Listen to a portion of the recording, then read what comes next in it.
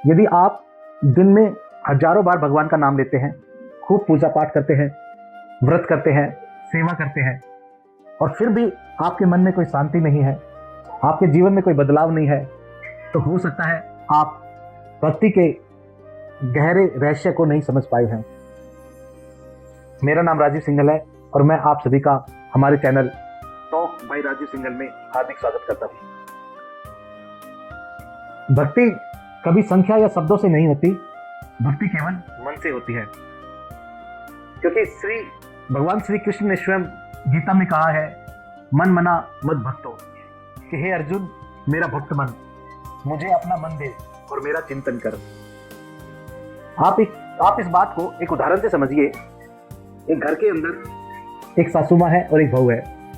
सासू माँ मंदिर में बैठ करके रोज पूजा पाठ करती है, माला करती है, लेकिन यह सब करते करते वह सोचती है कि घर का यह काम हो गया, घर का यह काम नहीं हुआ है, घर पे क्या परेशानी चल रही है। अपनी परेशानियां या जीवन की भागदौड़ में ही उलझी रहती है।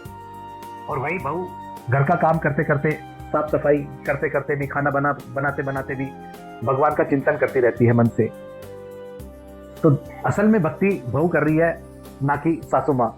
क्योंकि सासू माँ की भक्ति हमें बाहर से दिख रही है कि वो पूजा पाठ कर रही है, लेकिन बहू एक साथ दो काम कर रही है। परिवार के लोगों की सेवा भी कर रही है और साथ में भगवान का चिंतन करते हुए उसका मन भगवान में ही है और वो भगवान से प्रेम भी कर रही है। तो बहू दो काम कर रही है और सासू माँ देखा जाए तो एक भी काम नहीं कर रही। ना तो पूजा पाठ ठीक से हो रही क्योंकि मन भगवान में नहीं है, और ना ही वो जो घर की समस्याएं के बारे में विचार कर रही है उन पे कोई कार्य हो पा रहा है। यही हाल हमारा है। यदि हम भगवान की पूजा पाठ करते करते, भगवान का नाम जप करते करते, माला करते करते, यदि हम अपने व्यापार की बातें, परिवार की बातें, संसार की बातें, राग द्वेष में ही उलझे रहेंगे, तो मन तो प्रभु को दिया ही नहीं हमने। भगवान को तो सिर्फ हमारा मन ही चाहिए, क्योंकि मन के अतिरिक्त हम भगवान को दे भी क्या सकते हैं। इस संसार में जो कुछ भी है, यहाँ तक कि हमारा शरीर, वह भी भगवान का ही बनाया हुआ है। इसलिए हमें सिर्फ भगवान को अपना मन ही देना है। आइए इस बात को और गहराई से समझें कि भगवान को अपना मन कैसे दें। भगवान को मन देने का सीधा सा अर्थ है भगवान से प्रेम करना। और भगवान से प्रेम करने का सर्वश्रेष्ठ साधन, सबसे अच्छा साधन क्या है कि भगवान के बारे में ही निरंतर चिंतन करना। इसी को ही हम कहते हैं कि भगवान को अपना मन देना। लेकिन आजकल एक बात पर बहुत ज़्यादा बल दिया जा रहा है। चारों तरफ एक ही बात सुनने को मिल रही है कि ज़्यादा से ज़्यादा नाम जप करो, लाखों नाम जप करो, इतनी मालाएं करो। और लोग काउंटर लेकर के, माला लेकर के ऐसा प्रयास भी कर रहे हैं, ऐसा कर भी रहे हैं। लेकिन यदि माला करते करते प्रभु में मन ना हो तो क्या यह पूर्ण भक्ति है? आपने यह देखा भी होगा कि एक हाथ से तो माला कर रहे हैं और दूसरे हाथ से मोबाइल भी चल रहा होता है। आपने यह भी देखा होगा कि लोग माला कर रहे होते हैं और हमसे बात भी कर लेते हैं। न्यूज़पेपर पढ़ते पढ़ते लोग माला कर लेते हैं और टीवी देखते देखते लोग नाम जप कर लेते हैं। तो यदि मुख में भगवान का नाम चल रहा है, हाथों में माला या काउंटर चल रहा है और मन कहीं और हो, तो क्या यह पूर्ण भक्ति है? और ऐसी भक्ति से हमें कोई लाभ नहीं होता। ना तो हमें शांति मिलती है, ना प्रभु से प्रेम हो पाता है, और ना ही वह आनंद मिलता है जिसकी हम उम्मीद करते हैं। मन की एक प्रकृति होती है।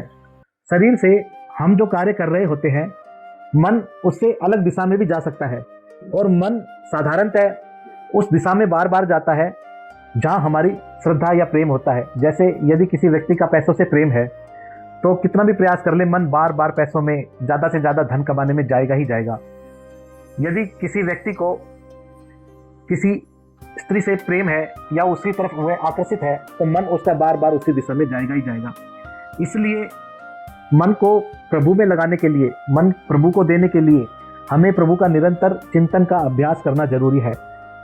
नाम जप इस अभ्यास के लिए, निरंतर चिंतन करने के लिए बहुत ही सहायक साधन है।